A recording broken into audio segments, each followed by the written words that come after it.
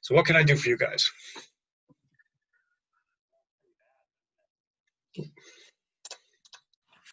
Could we go over, I'm trying to find it. I think it's 7.2.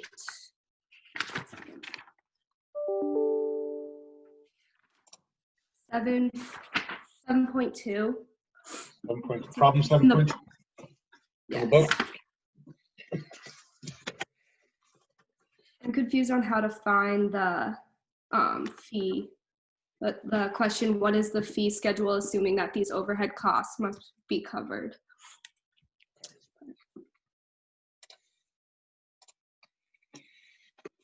All right, so we're looking at 7.2.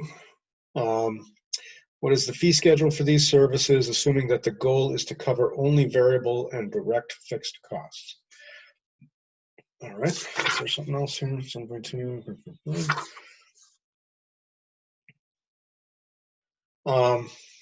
So let's see. We've got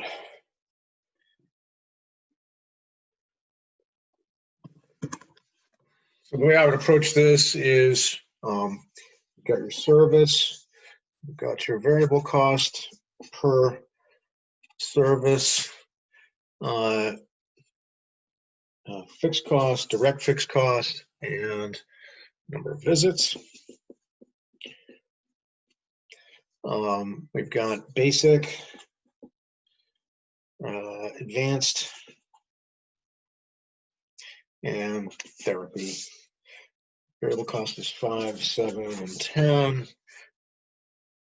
Direct is 50, 30, and 40. 50K, 30K, 40K, and number of visits is 3,000, 1,505. 3,000, 1,500, and 500.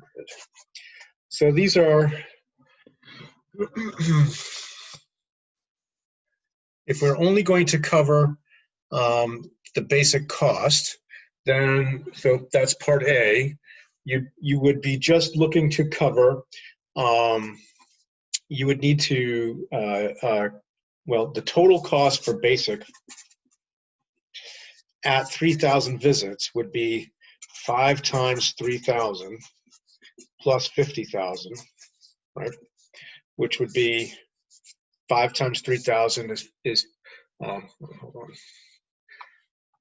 to pin my video, otherwise I'm going to have a, there we go. I have a picture, very tiny picture of what I'm doing, and a lovely picture of Leah. All right, so we've got our 3 services. Just copied this out of the book, right? So we have our total cost would be 15,000, right? 5 times 3,000 plus 50,000 would be 65,000. And then the cost per visit for basic would be 65,000 divided by 3,000, which is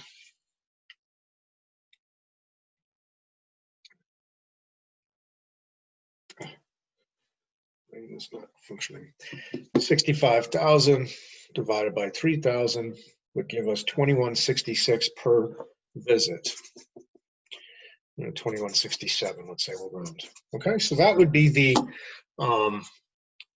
if we're just trying to cover the variable and direct costs for each of the, for the services, that's how I would calculate it. So I would take the variable cost times the visits plus the fixed cost. So then it would, again, advanced would be $7 per visit times $1,500, 1,500 visits, sorry, plus 30,000 would be 7 times 1,500, 10.5 plus 30 is 40,500.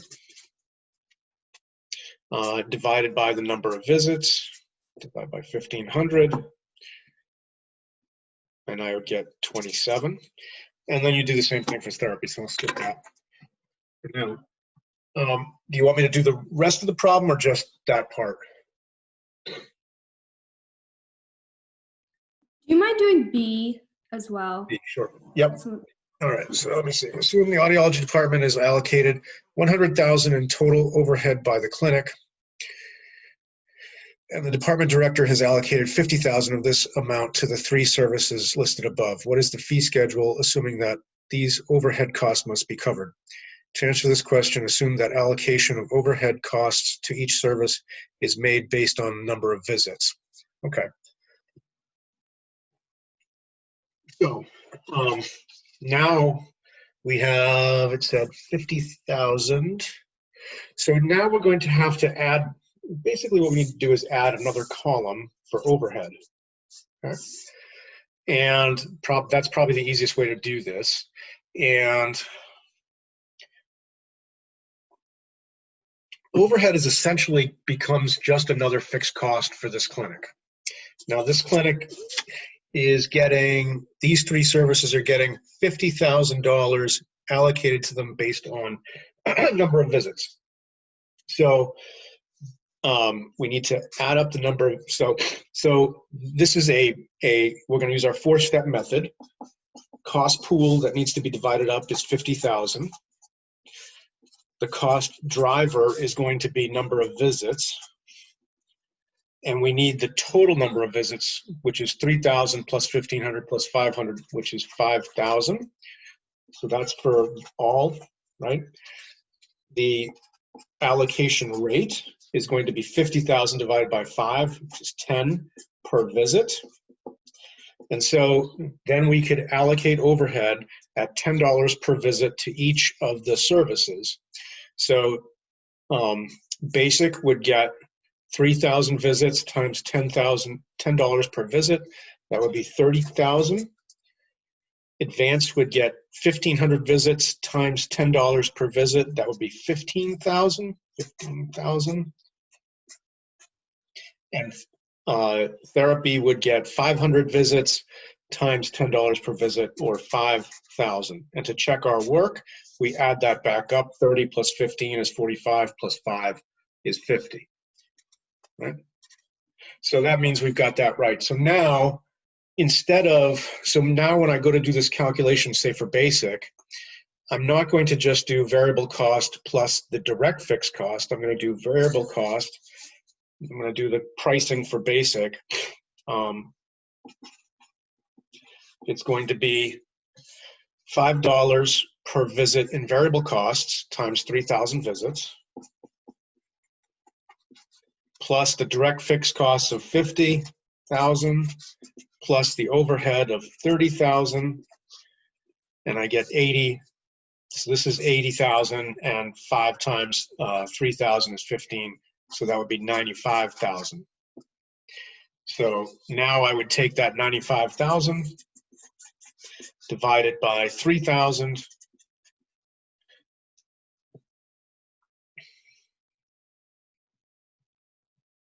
and I would get 3167, which is quite a bit more, right, than the original 2167 that we had. And the increase is the result of adding and accounting for the overhead costs. Okay, I can do more of them, but it's just a repeat of the same idea. We good? Okay.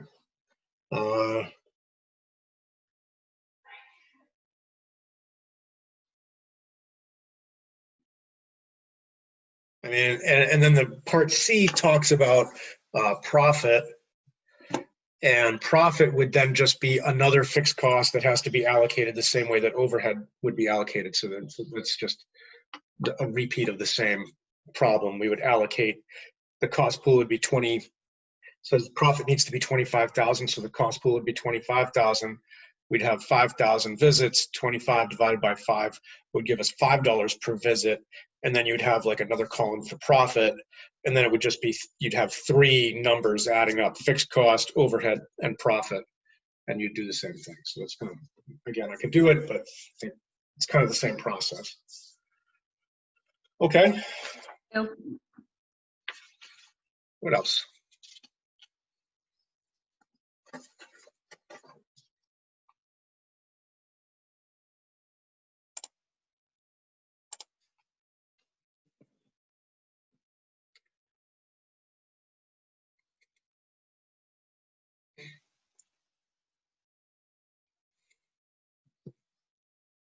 about the online format. I know you sent out an email like describing what it's gonna like consist of mainly. Yeah. But is it gonna be like, since you're assuming we're gonna have our notes out because it's open note, is it gonna be more complex in the like fact like for example, like on the exam, like the first question when it says like what is like the contribution margin per visit, like are you gonna ask like why we know that, like based off of, like I just don't know like what Well, I to, probably won't ask you to like define contribution margin for me because I know you could just like look that up in your book, right? So, I mean, calculation problems are calculation problems. It doesn't, you know, um, that doesn't do you any good to have your notes. I mean, it helps you in the sense that like you could look up what is it he's asking me for, um, but uh, but I don't see a calculation. It's more about like definitional things. Like I'm not going to ask you to do something that you could just look up or answer something you could just look up. so like should we But expect to be like doing problems similar to the yeah, yeah, you physical, should expect to see problems. They'll probably be in multiple choice format because I don't want to deal with the like uploading photos of our work and such? yeah, because then you know my experience is that you know you guys never do something like you put a comma in and then the thing doesn't know what to do with it and marks it wrong and you know just it's annoying. So the benefit you'll have is you'll have you know 4 or 5 choices to pick from, um, you know so uh, so yeah, but you'll definitely have problems and they'll look a lot like what you saw in the exam. So you need to be able to do the problems from the exam. Okay. Be what I probably will do is ask multiple parts, you know, of the same problem. Like, give me the allocation rate, give me the allocation amount for this, you know, and whereas before I might have said, just give me the allocation amount, Okay, I see. because you can't, you know. So one of the things I'm going to do is because I can't give you partial credit, I will try to at least give you a couple of chances to show you got it and you just made a mistake, you know, somewhere. So some of these problems it'll be like multiple questions about the same problem that normally I would just say, give me the end answer. And then if you got the end answer wrong, I could work back through and see where you made a mistake. Okay, just Since because yeah, I took finite over the summer and like it was obviously online, so like the way they did the exams, it was you guys like upload photos of your work, so I just like wasn't sure like if it was oh gonna no, be something like that. Okay. I don't think, no, that will be the final, but not this. Okay, thank So you. as much as possible, I'm going to make this as, you know, probably I haven't finished writing it yet, but so far I would say it's gonna be like, you know, 75% multiple choice. Okay, thank you. There may be a couple of questions where I ask you to, you know, give me some sort of thought answer, but which would be free text. But I'm not going to have you take pictures of stuff. Yeah, yeah. I just don't want to deal with any of that. Just because there's chances of it going wrong somehow or other. You know, the picture doesn't get loaded right, whatever. I just don't know.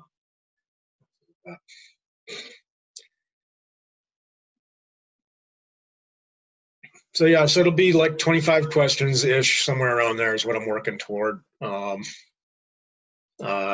know, there'll be smaller questions than what you would get. You know, the most recent exam, I think was 12 questions.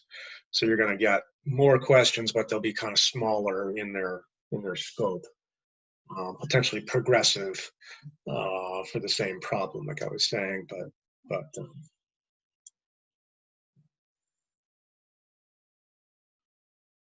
but yeah, so it should be about the same level of difficulty.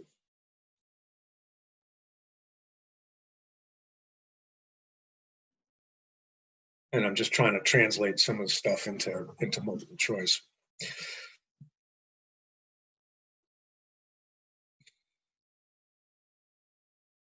What else?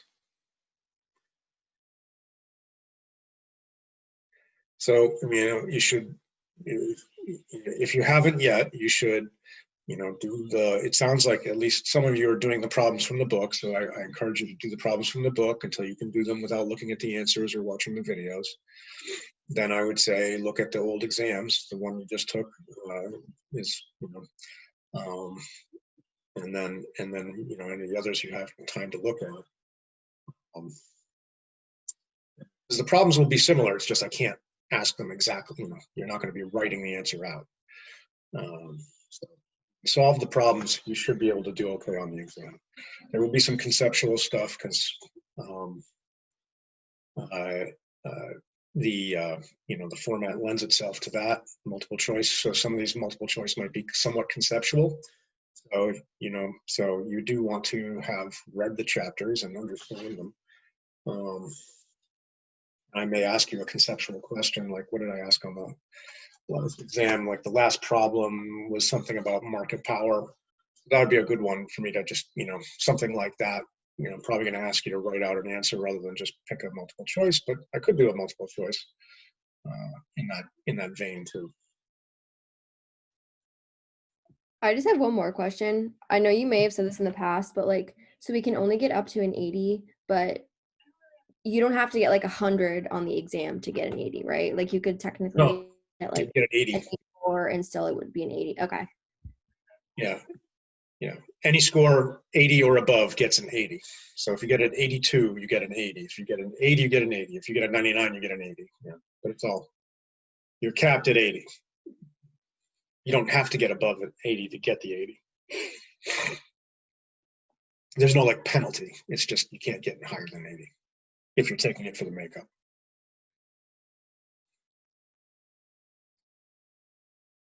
So I recorded the answers to the previous exam. I don't know if you want to, if you don't, I don't know if you've had a chance to look at your exam. So I uploaded your exam, a PDF of your exam to your exam score. So if you go into Canvas and click, you should, on your score, there should be a PDF sitting there you can download. Hopefully that you were able to get access to that. So I don't know if there are any questions about the old exam that you didn't get, like why did I not get this right, or You covered that all. Oh, sorry, you can go. Okay, are you sure? Yeah. So can we go over 6 and 7 and just the difference between the two allocation procedures? I was confused on the question 8 that says, which do you recommend? Justify your answer. I'm just confused. I was just confused sure. on that one. Yeah. So this is from the most recent exam? Okay. Pull it up.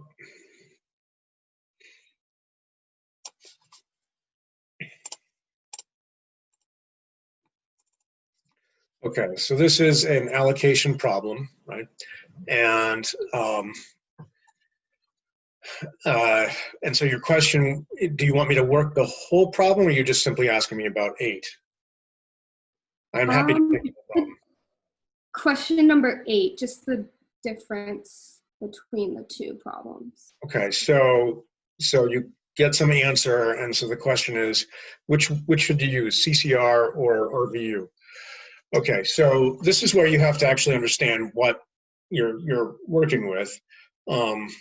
So RVUs are meant to measure the amount of effort and the amount of expense involved in providing a service. Whereas charges, or in this case collections, because there's no difference, charges are what you can, what you get paid. So sometimes you can charge a lot for something without it being particularly difficult to provide, right? And sometimes it can be difficult to provide something and you can't charge very much. Right? So there are some services, for example, like psych services or mental health services, have very little, they're very inexpensive to provide. That's not the right way to say that. The only inputs into, or the primary inputs into mental health services is basically the provider's time, right? there isn't a lot of equipment involved in you know, if you have a psychologist or a counselor of some sort, the main cost involved in providing the care is the counselor's time. Whereas, say, if you're doing orthopedic surgery, you've got, you know, equipment, you've got supplies, you've got support staff involved, and so on, right? So there's a lot of other things involved, and so that's why, you know, practice expense for you know, surgery is very high. So the RVU probably is the better measure because it's more connected to the actual costs of delivering care, whereas charges are whatever the market will bear, right? So, you know, some doctors are really good and need to have a good reputation. They can charge more. Some doctors are, you know, just kind of average, and they're going to, you know, get what the market is willing to pay them. You know, there are some, so sticking with the mental health, like there are some mental health providers that don't take insurance. They're just like, hey, I'm really good. You want to see me? You're going to have to pay, you know, $300 an hour. That's my rate. And if you don't have the $300 an hour, you can go find somebody that takes insurance. But I'm really good, and you know, everybody, you know, and I only treat rich people, whatever. And so to say something like, if you had that person in your office and that person was sharing office space with a lower reputation provider, and what you're talking about is sharing out the cost of the front desk. Let's say you have like an average provider and a superstar provider in the same clinic, and they share a front desk. Well, the front desk work is basically driven by the number of visits, right? It's not really driven by what the charges the providers can charge. Does that make sense? So it's kind of a disconnect between charges and the actual cost of delivery of care. So you want to try, when you're looking for a driver, a cost driver, you want to have it be as closely connected to the cost as possible. CCR is not wrong. I mean, it's a way. It's probably not the best way. And I gave some credit depending on how you made your argument. Thank you.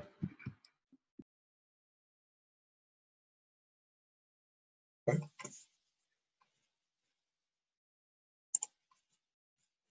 And I would have accepted either one. If you just made it needed a clear argument, a clear articulation, and if you had made a reasonably clear articulation for CCR, I would have taken it.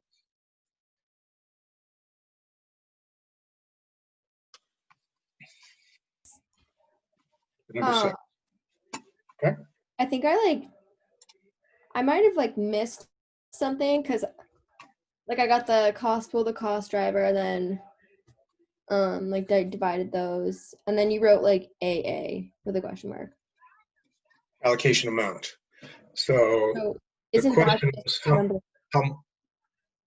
go ahead. Sorry, isn't that just 378,000 divided by 900,000? No.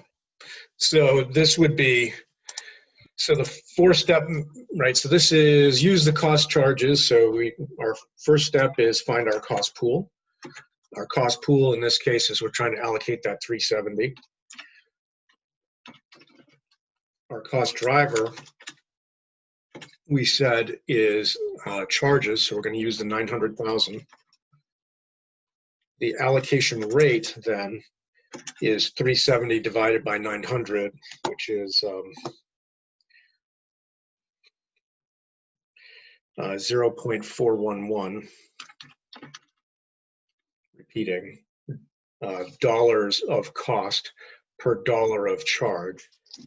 And then the allocation amount to general dentistry, which is what the final question was, is 0.4111, repeating, times the annual charges for general dentistry, which is $350. which is 143,888. So that's what I was looking for the answer for this one. Okay, that makes sense. Yeah, if you stopped at 0.411, then you didn't get all the way to the allocation amount. That's the allocation rate.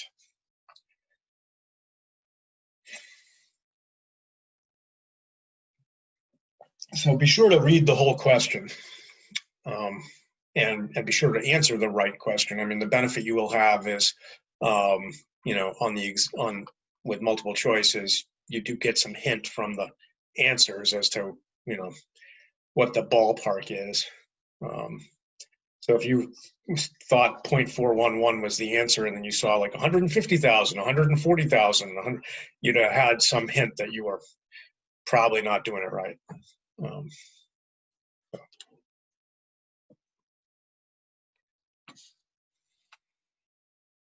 And then RVU methods. So RVU method, you need to have, so instead of using the total amount of charges, which is the, oh, that's 90, 900, 900,000. So instead of using 900,000 in charges, you need the total number of RVUs, which I don't give you. So you have to calculate how many RVUs are there. So how many RVUs were there? Well, there were 6,000 visits and 0.6 RVUs per visit. So if you multiply that together, that gives you 3,600 RVUs. And then for orthodontic, it's 1 RVU per visit times 4,000 visits. So that's 4,000. So the total number of RVUs for the year was 3,600 plus 4,000, which is 7,600. So if we take that cost pool, it's going to be the same 4-step method, right?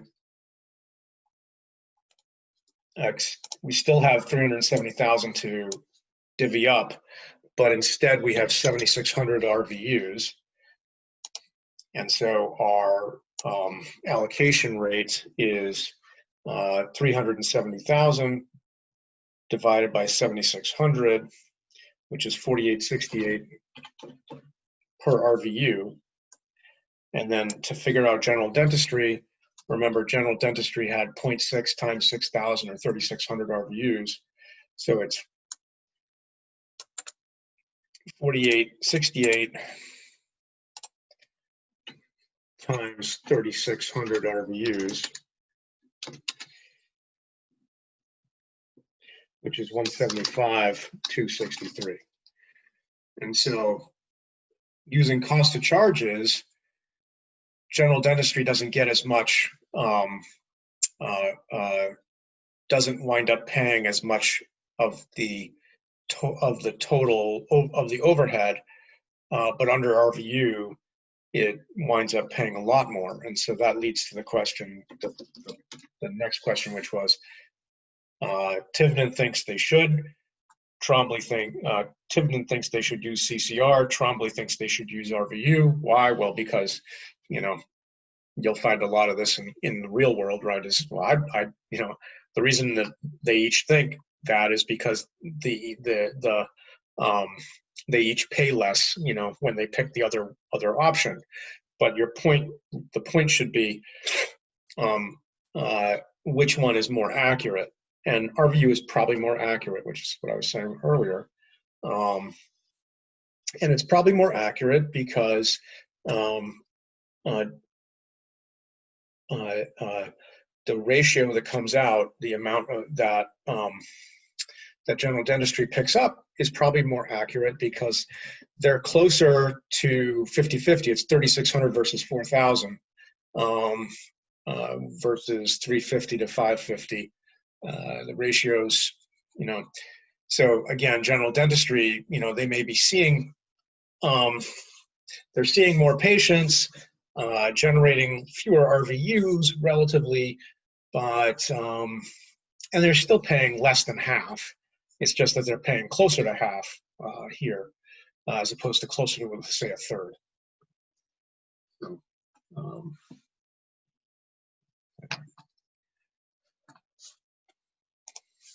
So what else? I will try to fairly evenly distribute the points for the exam. I feel like 7 doesn't get as much. What is it, 7? Maybe 6. It's hard. I don't know. We'll see. I'm going to try to make it about equally weighted, just so you know. I think on the written exam, it was a little more heavy on 5 and 7 and a little less on 6, but I'm going to try to be about equal.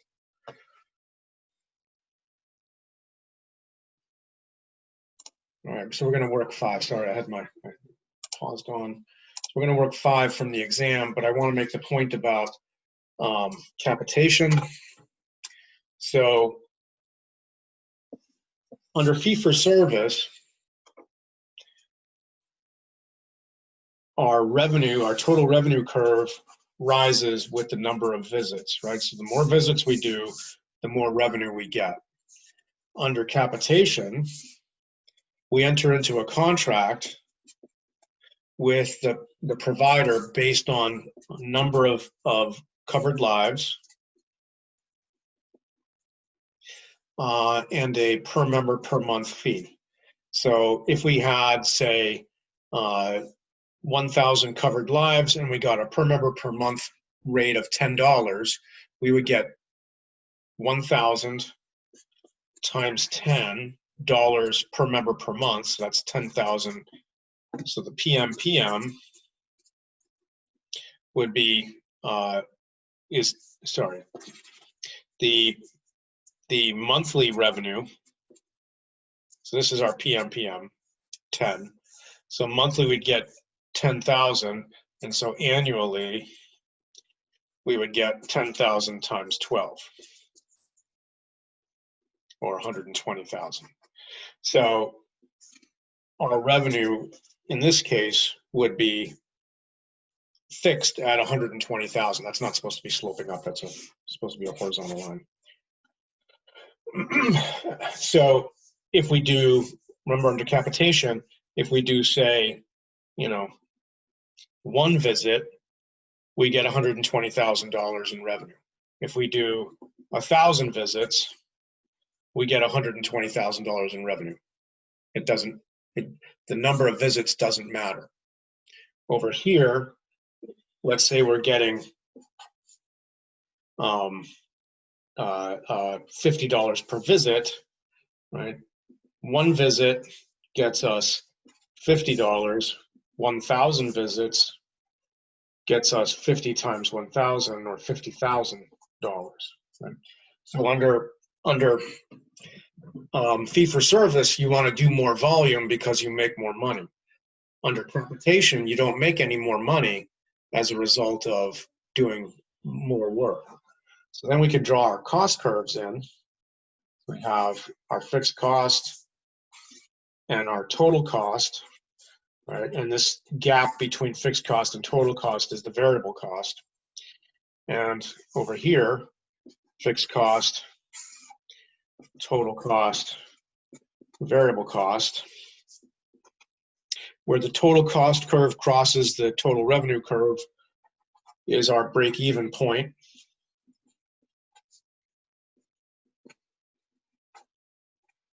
And you draw a line down to the volume. That's our break-even volume.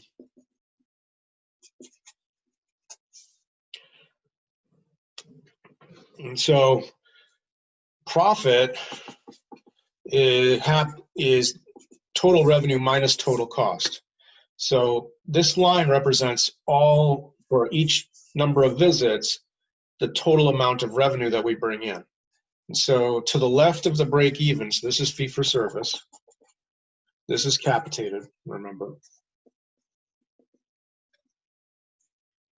So to the left of break even under fee for service, we're losing money. Why are we losing money? Because at 1 visit, total cost is greater than total revenue. That gap there is the loss that we're incurring. So in this case, total cost would be bigger than total revenue, and so profit would be negative. To the right of the break-even point, total revenue is bigger than total cost. And so here we now have a profit because our total revenue is bigger than our total cost. Over here, under capitation, when we do one visit, right, our total revenue, our point on the total revenue, we're making 120,000, but our costs are our fixed costs plus just the cost of doing one visit in addition to our fixed costs. So there's a big gap here. This is profit. So here to the left is loss, to the left of break even, to the right is profit. Over here, you can see total revenue is above total cost, but as we move along volume and we eventually hit the break even point, the break even volume, and then it flips and total cost is greater than total revenue. So under capitated, to the left of break even is profit, and to the right of break even is loss. Why is that? Well, our revenues are fixed, and so as we add more visits, we just incur more cost. We don't get any more revenue. So under capitation, our providers are incentivized to provide fewer visits, and so they want to stay to the left of break even. Okay, so that's the concept operating here is capitation, right? So now the problem 5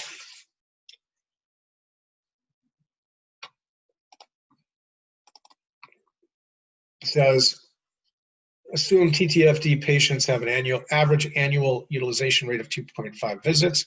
So that means that every patient that is enrolled with TTFD is going to come in 2.5 times over the course of a year. Annual utilization rate, 2.5 visits per year. Assume that TTFD has been offered the opportunity to shift to completely capitated reimbursement. What per member per month rate would they have to negotiate to maintain the same level of profit? So we're assuming everything else remains the same. So that means, let's go back up here for a second.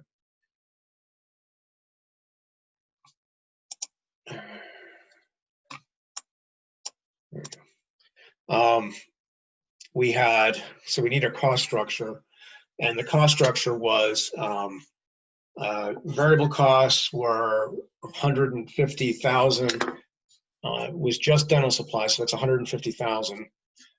So 150,000 total cost divided by 10,000 visits gave us $15 per visit in variable costs, and then the rest of the costs were fixed costs. So 670 minus 150 gives us 520.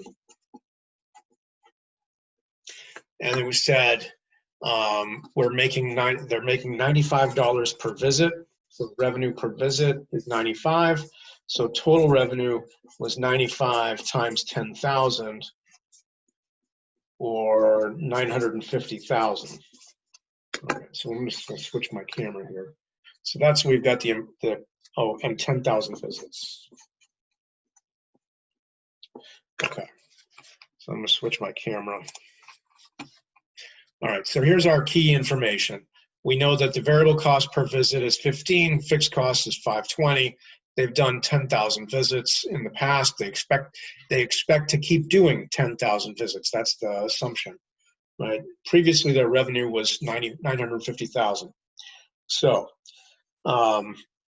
we worked out their basic profit. Well, so what is their profit? Well, their profit was 950 minus 520, the fixed costs, minus 15 times 10,000, or 150, right? So 950 minus 520 minus 150 would be profit. So 950 minus 520 minus 150 gives us 380. So they had $380,000 in profit, right? And now we're talking about taking the fee-for-service revenues away, but leaving the costs. So if they're going to still do 10,000 patients, they're still going to have $520,000 in fixed costs and $150,000 in variable costs, because the variable cost per unit doesn't change based on how they earn their revenues, right? It's $15 per head. It doesn't matter whether you're on fixed revenue or fee-for-service revenue. So their total costs are going to be $670. They want to earn a profit of $380,000. What rate do they have to charge in order to sustain that 380? Well, they have to be able to get 380,000. So they need some new amount that's going to equal 950,000. So their new revenue has to be 950,000. How are they going to get their new revenue? Well, they're going to get it based on a per member per month rate, right? So they're going to get paid some dollar amount per member per month. So they'll get PMPM. So what we need to know is what PMPM will get them back to 950. So we need per member per month times the number of members, and then they get it. This is an annual rate, so they're going to get 12 payments of this PMPM. So we don't know PMPM. We don't have the number of members immediately, but we can figure it out. How do we figure it out? Well, we knew they were going to do 10,000 visits. They have historically done 10,000 visits. They expect to keep doing 10,000 visits. Their patients do 2.5 visits per year. So if I know that all my patients do 2.5 visits per year, and I have 10,000 visits, how many patients must I have? Well, I would have 10,000 visits divided by 2.5 visits per patient gives me 10,000 divided by 2.5, 4,000 patients. So now I just plug in 4,000 for my members times 12 times the PMPM gives me this 950. Right. So now we just solve for PMPM. So 4,000 times 12 is 48,000. So 950 divided by 950,000 divided by 48,000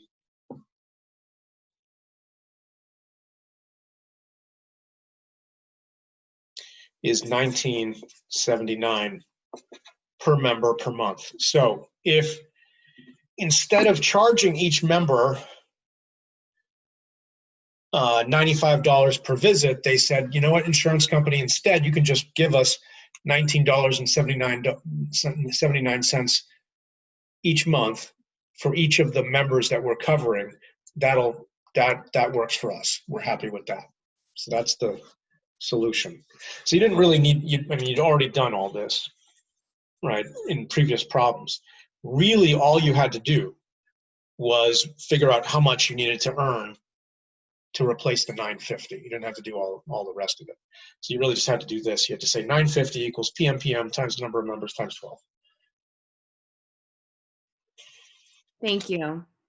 Yeah, that was a long answer to your fairly straightforward question, but I think you need the concept in order to fully understand.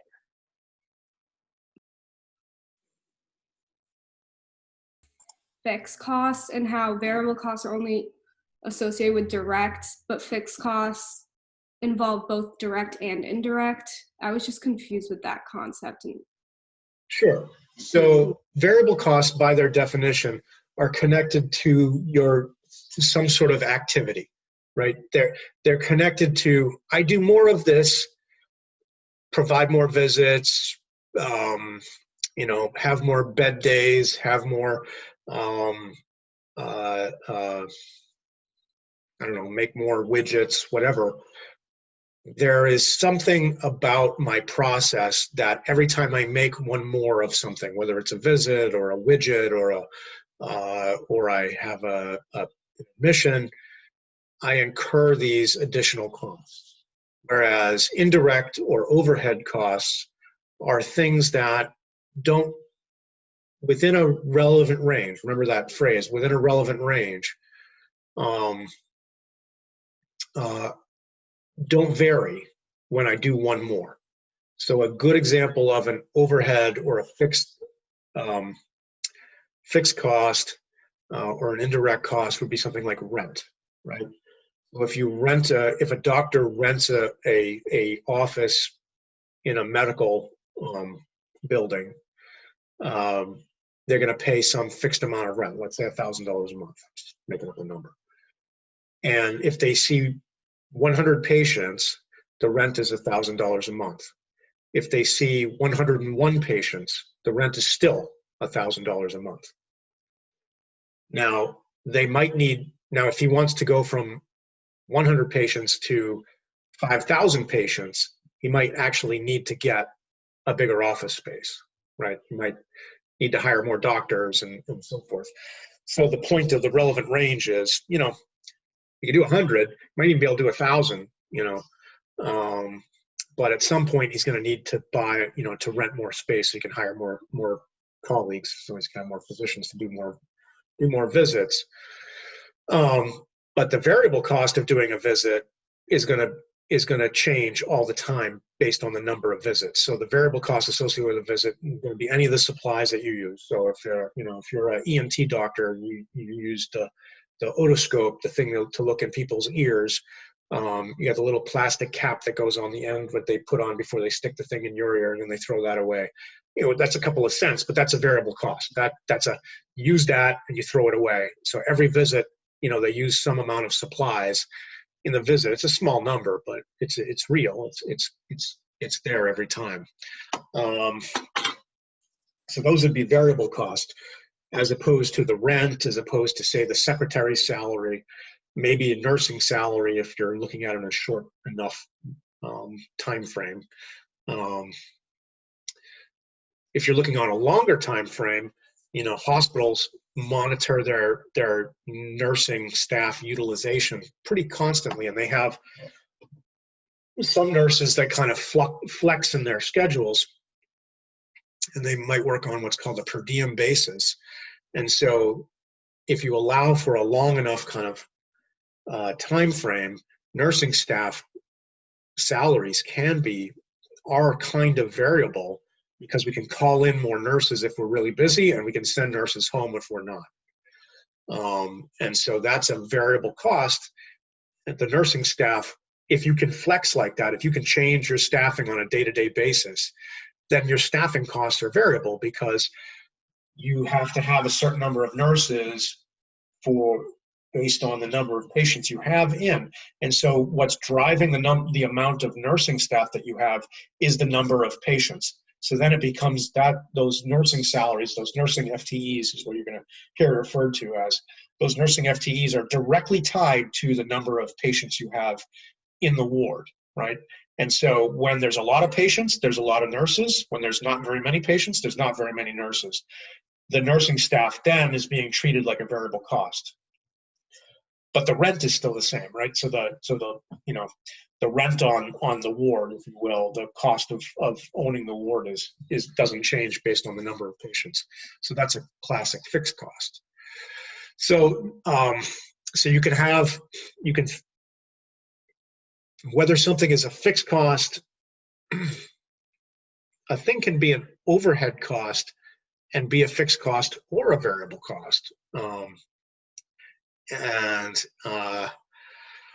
that gets a little muddy, and I'm not gonna make you work that through. The book does talk about it, right? So, for example, if you run a ward, you're going to have laundry services for your ward, right? So every time you have a patient leaves a bed, you strip the bed and send the sheets down to the laundry service.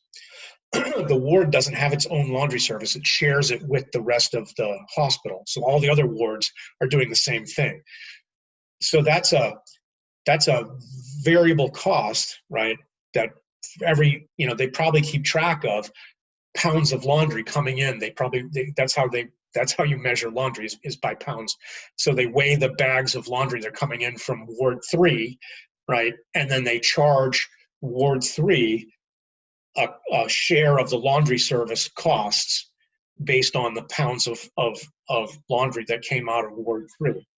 So if Ward 3 uses more laundry, they get more of the share of the cost. So in that sense, it's an overhead cost because it's not direct to the ward, right? It's a central service that's being shared out to the departments, but it's variable based on the number of pounds of laundry. So it's an overhead cost, but it's variable rather than fixed. Thank you. That helps. Okay. Go over the last question from the exam. Sure.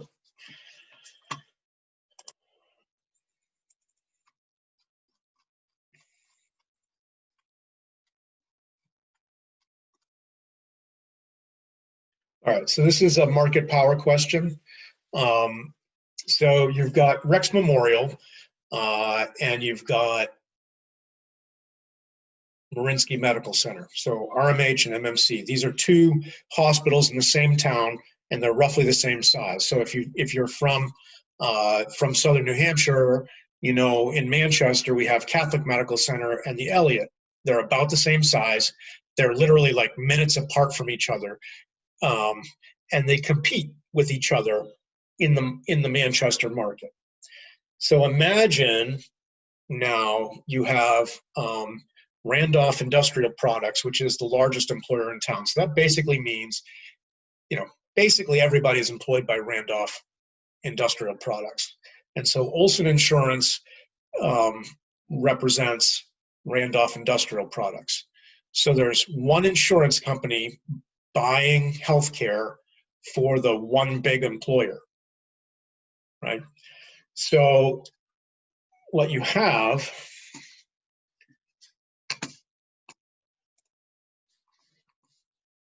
switch my video. We have Olson Insurance.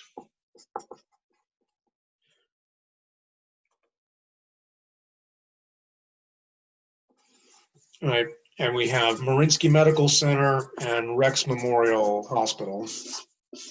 Right, so here's our providers who are our sellers. They are selling services.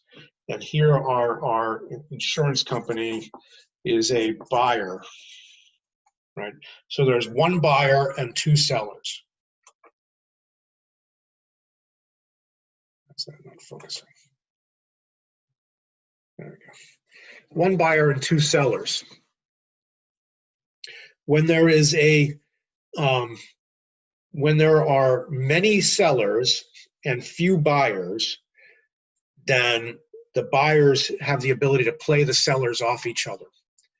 So that's the case here, right? Where Olson is basically the only buyer in town of any significance, and it's got two sellers. So what Olson does is it says, hey, MMC, if I send you more patients, what kind of deal will you give me? And then it says, hey, RMH, in this case, you've got Tessa, the CEO. Olson calls up Tessa and says, hey, MMC said that they'd see our patients for $50 a head. Can you beat that? And Tessa's like, well, I don't want to. And they're like, well, that's fine. We'll send all our business to MMC. All right, no, I can do that. I can do it for 48. And then Olson goes back to MMC and says, hey, Tessa says they'll sell us, services for 48. What can you do? Well, we could do 46. Then they go back and forth, right? So Olson plays MMC off RMH, and eventually they get down to the lowest possible price that they can absorb, right? Which is going to be something close to their marginal cost or their variable cost per unit. So we have this kind of relationship where Olson is a monopsonist, which means they're the only buyer, as opposed to a monopolist, which is the only seller. Remember, we talked in class about monopolies, like a common monopoly is cable. If you live in Durham and you want cable, you have one provider you can choose from, and that's Comcast. You have to have Comcast. You don't have any other choices. And so in this case, it's flipped. It's like Comcast is here and all the people that live in Durham are over here. Well, we're all a bunch of little people that can't, we don't have any influence. And so Comcast basically just tells us this is the price. We are price takers, right? When it comes to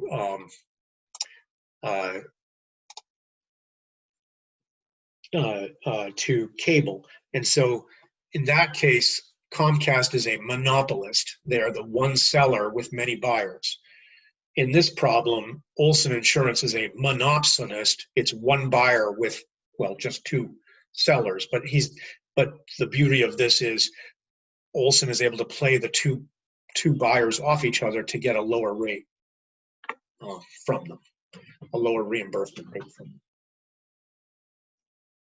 The answer is, let me see, I'm gonna get the problem now. So that's kind of the setup. So the answer to the questions: who has market power? Olson has market power. Why? Because they're the only buyer in town, right? Whereas there are multiple sellers, but only one buyer. So Olson has more power relative to its providers. What does it mean? It means that what I just said, that Olson is going to be able to set rates, the reimbursement rates for that it will pay to the two providers. And this is a big reason why, when we talked about this in class, this is one of the major reasons why we've seen providers consolidating into, medical practices getting together and becoming larger medical groups, hospitals joining together and becoming health systems, is because it gives them more market power. It reduces the number of competitors that can be played off each other by them joining up, and so then they can negotiate for better rates with their buyers, which in this case are the insurance companies. The insurance companies do the same thing. Big insurance companies buy up little insurance companies, so there's fewer and fewer insurance companies for the providers to negotiate with, and that gives them more market power as well.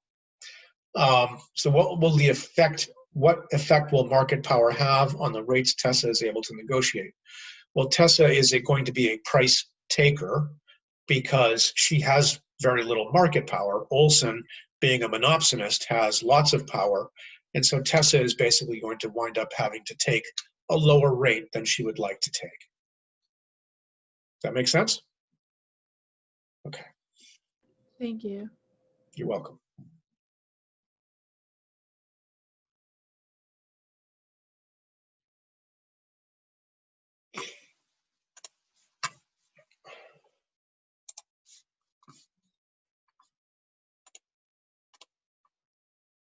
All right.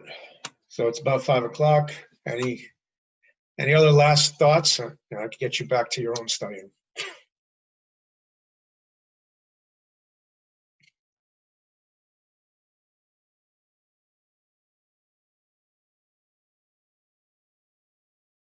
Okay. All right. Well, then I guess, unless there's, Leah, you got something, or you looked thoughtful for a second there. Me? Yeah. I'm all set. I'm good. Thank you. All right. Thank All right. Thank you, guys. All right. You have a good night, and you can email me if you have